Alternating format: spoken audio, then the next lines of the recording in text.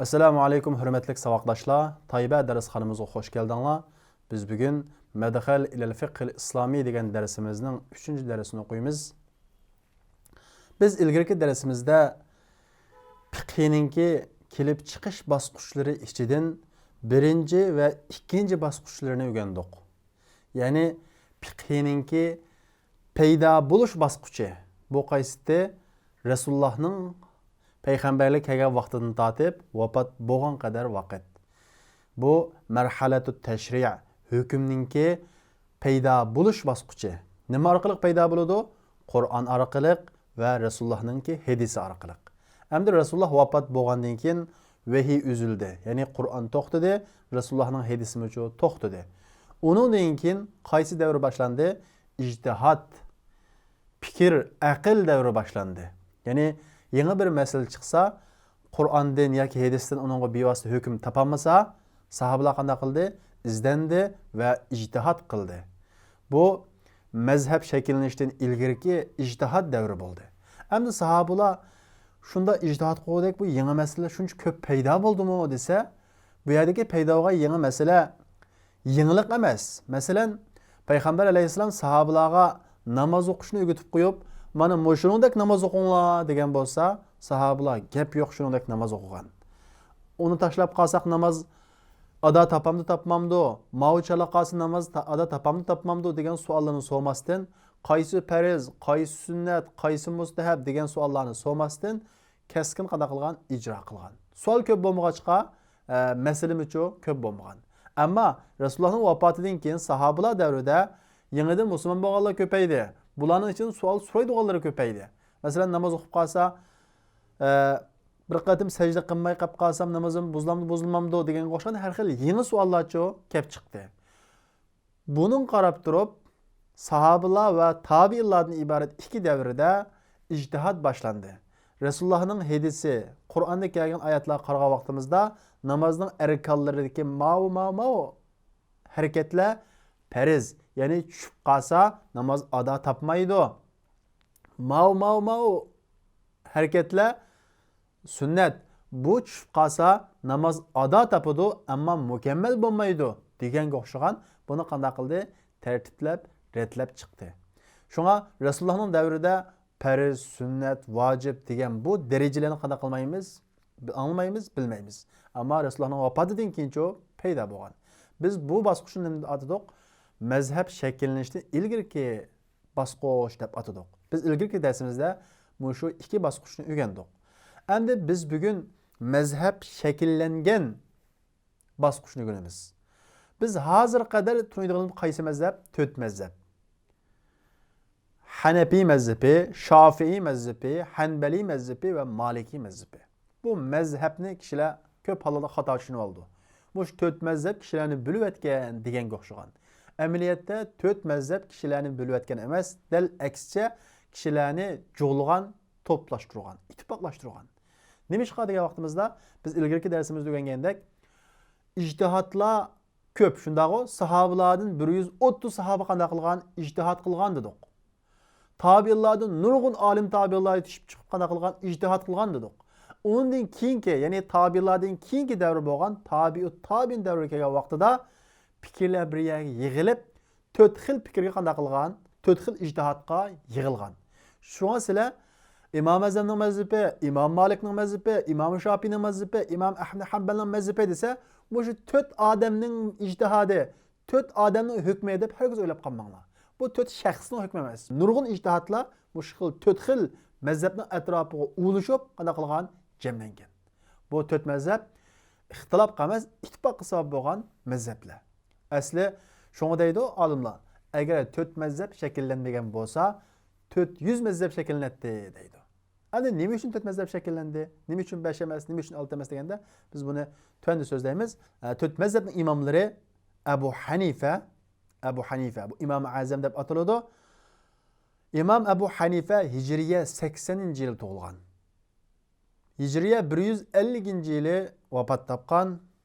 İkinci imamı, 4 mazhabning ikinci imam qaysi? İmam Malik Hijriya 93-yili tug'ilgan va Hijriya 170 9 yili vafot topgan.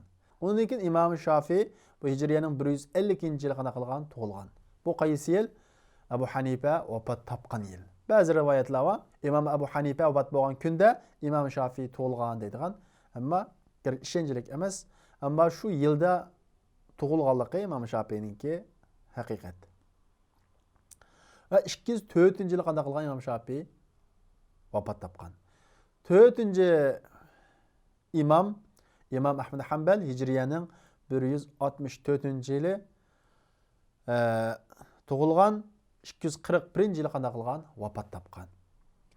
Endi bu 4 mazhab qanday qop shakllandi? 4 imamning ostiga 4 mazhab shakllandi. Bular nega tutishdi? Bular nereden kelib chiqqan? Degan vaqtimizda biz ilgirki saatlik dersimizde sözlügendek sahabalarning davrida ijtihad boshlangan shunday o. İctihad bilan eng tunulgan, kishilar atrofiga to'plashgan sahabalar kimdi? 4 nafar sahabe. Mekkada qaysi? İbn Abbas. Madinada Zayd ibn Sabit bilan İbn Umar. Iroqda İbn Mas'ud. Mush 4 sahabening atrofiga qanday qilgan kishilar to'plashgan. Ya'ni tabiinlar mush 4 nafar sahabening atrofiga to'plashgan. 3 o'rinda fiqhi mektebi şekillengen. Yani ictihat mektepleri şekillengen.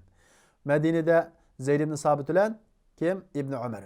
Zeyd ibn Sabit'tin İbn Umar qanday qilgan? İlim o'rgangan. Yani İbn Umar Zeyd ibn nimasi? Shogirdi, o'quvchisi. İbn Umarning talibi kim desak? Nafi'. Biz buni ilgari dars o'rgandik shundaqo. Undan keyin İbn Umarning yana bir o'quvchisi Salim. Undan keyin Zuhri Salimda o'qigan. Ondan keyin İmam Malik kimda o'qigan? Zuhriyda o'qigan. Demak, 4 mazhabning imomlarining birisi bo'lgan İmam Malik kimning o'quvchisi ekan? Zuhri kimning? Salimning, Salim kimning? İbn Umarning. İbn Umar kimning? Zayd ibn Sabitning. Zayd ibn Sabit kimninki? Rasulullahning. Demak, 4 imomlar bekor kelib qolgan emas, ular Rasulullahning o'quvchilariga tutishadigan imomlar.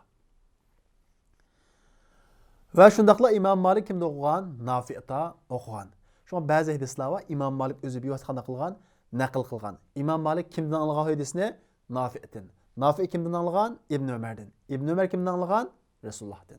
Bu altın sanad deb ataladi. Yani eng ishonchli. Chunki İmam Malik bir faqih olim, Nafi faqih olim, İbn Umar faqih olim. Eng ishonchli sanad.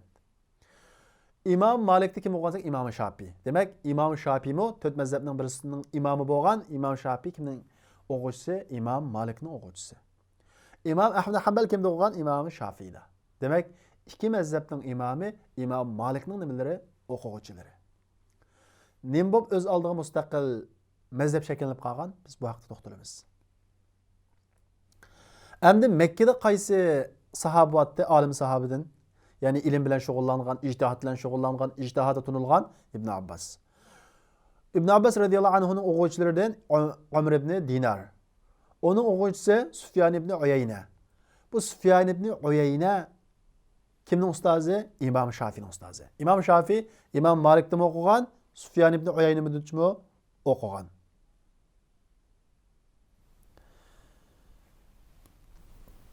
İmam Şafii Sufyan ibn Uyayna sifatlab ilm Sufyan ibn Uyayna'da ve İmam Malik'te qanday qiladi? Oylanadi. Mushuk odamda ilm bor deb sifatlagan. Undan keyin Ahmad Hanbal mo Sufyan ibn Uyayna'da o'qigan. Demak, Ahmad Hanbal hem İmam Şafii'da o'qigan, hem Sufyan ibn Uyayna'da o'qigan. Hem ustoz shogirdlik munosabati va hem savoqlashlik munosabati va. Undan keyin Iroqda kim batdi? İbn Mas'ud radıyallahu anhu degan sahoba batdi. Bunun o'quvchilaridan Alqama. Alqamaning o'quvchisi İbrahim an-Naxai. Onun o'quvchisi Hammad. Onun o'quvchisi Abu Hanifa. Demak, 4 mazhabninki nereden kelib chiqqanligini hozir qanday qildik biz? Tushundik. Abu Hanifa'ning o'quvchisi kim desanglar, bir qancha o'quvchilar bor. Uning ichidan Muhammad ibn Hasan ash-Shaybani. Muhammad ibn Hasan Shaybani'da İmam Malik qanday qilgan? İmam Malik'ta Muhammad ibn Hasan Shaybani qanday qilgan? O'qigan. İmam Malik'ta Muhammad ibn Hasan o'qigan. Ya'ni Muhammad ibn Hasan İmam Abu Hanifa'ning talibi. Ya'ni Hanifi mazhabiga tabi alim. Amma kimda o'qigan? Malik İmam Malik'ten o'qigan. Shunga İmam Malik'ninki Muatta degan kitobining ikki xil rivoyati va bir xil rivoyatini kim qilgan? Muhammad ibn Hasan to'plagan. Hem Muhammad ibn Hasan da İmam Shafi'i o'qigan. İmam Azamning o'quvchisi da İmam Shafi'i o'qigan. Demak, qarab boqadigan bo'lsak, İmam Shafi'i uchala mazhabga ilm jihati tutishdi. Chunki İmam Abu Hanifaga Muhammad ibn Hasan orqali tutishdi. İmam Malikga ustoz munosabat bilan tutishdi. Ahmad Hanbalga o'quvchilik, ya'ni Ahmad Hanbal o'quvchisi bo'lganlik munosabat bilan tutishdi. Demak, mana bu 4 mazhabningki shakllanish bosqichi. Endi bu nima uchun 4, nima uchun 5 emas, nima uchun 4 desak, biz bayatın degandek esimizda bo'lsin, bu 4 mazhab bir shaxsningki qo'ldan chiqqan mazhab emas. Bu bir qancha olimlarningki shu shaxsning fatvosining atrofiga to'plish orqali shakllangan fiqh maktabi. Buning ichidagi eng ko'rinarlisi İmam Abu Hanifa. İmam Abu Hanifa hech qanday vaqtda o'zi bevosita fatvo bergan emas, atrofiga nurg'un olimlarni tizib qo'yib, o'zaro munozir qilib, qanday qilgan fatvo bergan. Shunga İmam Azamningki halqasi, ya'ni dars o'rni eng munozir ko'p bo'lgan o'rin. Shunga hatto Abu Hanifa xatolashmaydi degan gap mashhur bo'lgan. Nima uchun xatolashmaydi degan chaqda? Chunki uning atrofida ahli hadis olimi va ahli lug'o va büyük olimlar atrofida bor. Agar Abu Hanifadan chiqqan bir fatvo xato chiqsa, atrofidagilar qanday qildi tuzdi undan. Shunga bir gap Abu Hanifadan chiqdi desa, falan axto Abu Hanifa desa, Abu Hanifa la yo'q degan gap o'z vaqtida qanday bo'lgan mashhur bo'lgan. Chunki atrofida qanday bo'lgan olim shakllangan. Shunga Abu Hanifaning mazhabini tunji qatim fiqhiy kengash shakllangan mazhab deb qaraladi. Bir odamning o'zidan emas, bir kengash shakllanib, eng oxirida hukmni Abu Hanifa chiqaradi.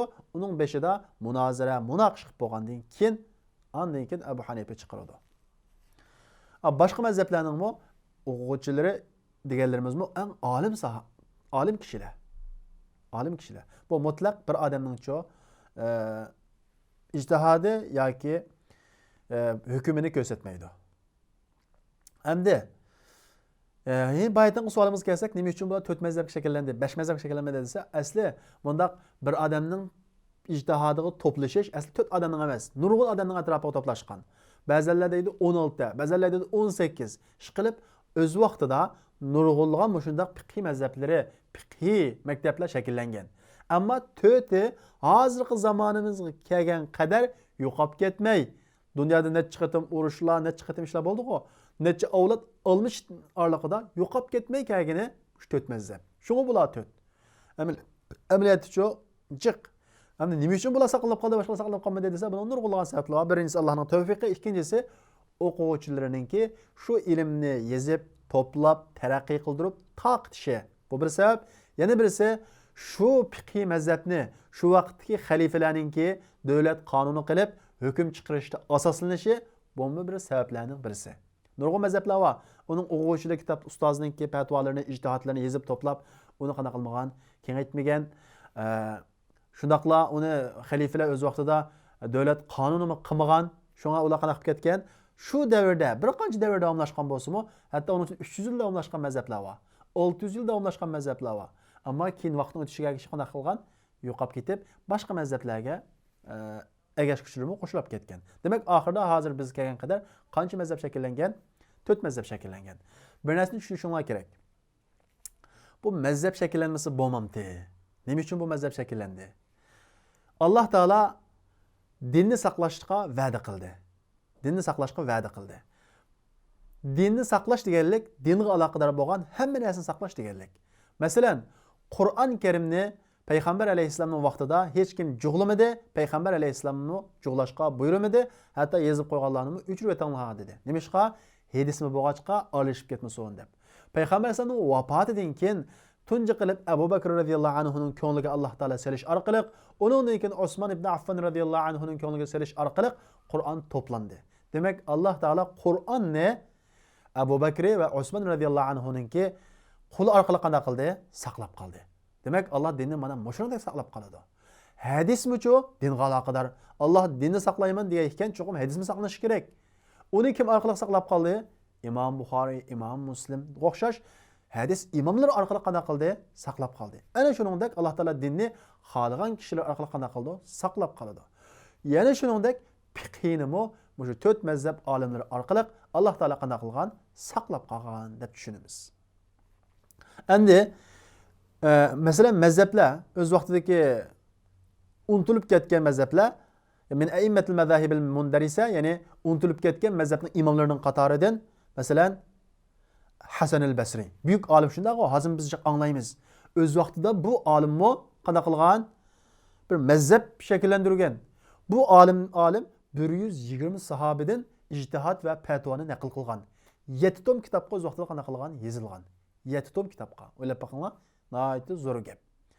Onundan keyin Sufyan al-Thawri, bu nihoyatda büyük alim, büyük mujtahid asli imom. Bunun o'z vaqtida qanday qilgan? Mazhabi bo'lgan, ammo keyin qanday qilib ketgan? Yo'qolib ketgan. İmam Avza'i. Bu büyük alim. Masalan, Hasan al-Basri'ning, Sufyan al-Thawri'ning, Avza'ininki hozirmi fiqh muqaran kitoblarida uning ko'z qarashlari, ijtihodlari, to'plagan masalalar shu so'zlanadi. Garchi uning mazhabi qolmagan bo'lsa-mu. Bu İmam Avza'i Shamda ilm taqatgan, Shamda shakllangan bu odamningki mazhabi 70 ming masalaga fatvo bergan. O'ylab boqinglar, 70 ming masalaga fatvo bergan. Ondan keyin Lays ibn Sa'd, bu Misrda shakllangan bu imomning mazhabi Shafi'i Lays ibn Sa'dni sifatlab afqahu min Malik deb sifatlagan. Imom Malikdan faqih deb sifatlagan. Qaranglar, amaliyotda bu unutilib ketgan imomning ichida hozir saqlab qolgan imomlardan faqih olimlar bor. Lekin ular unutilib ketgan. Alloh taoloning tavfiqi xalq odamga bo'ladi. Shundaqla buningda nurg'ulg'an sabablar bor. Biz buni keyin so'zlaymiz. Mesela Sufyan ibn Uyayna, bu nihoyatda cho'ng büyük alim. İmam Shafi'ning ustozi bu, Sufyan ibn Uyayna. İshaq ibn Rawahiya, İmam Ahmad, İshaq ibn Rawahiyaga o'xshash bir olimdan ko'rmadim deb sifatlagan. İmam Ahmad. Shunda sifatlagan olim bu. İmam Ahmaddan hayron qolgan olim. Abu Thawr fiqh kitoblarida nihoyatda ko'p gapi naql qilinadi bu olimninki. 300 yil davomlashgan ma'lumotning mazhabi. Imomning mazhabi 300 yil davomlashgan. İbn Jarir al-Tibari, bu mazhab shakllangan bir faqih olim asli. İbn Jarir al-Tibari, tafsir Tibarininki muallifi shu. Bu odamning mazhabi 400 yil davomlashgan. 400 yil mazhabi davomlashgan. İbn Huzayma degan olim İbn Jarir haqida, men İbn Jarirdan olim kishini ko'rmadim degan. Demak, mana bu shundoq olimlar. Fiqh haqida yozgan kitobi va Al-Umam wal Muluk masalan. Demek mana bular unutilib ketgan qanday qilgan mazhablar. 4 mazhabning imomlarininki mazhabining shakllanish, paydo bo'lish bosqichi, taraqqiy qilish bosqichi qatorliq mazmunlarni so'zlaymiz. Endi biz buni kelarki soatlik darsimizda so'zlaymiz inshaalloh. Kelarki soatlik darsimizda ko'rishaylik. Assalomu alaykum. رأس العلم تقوى الله حقا وليس بأن يقال لقد رأست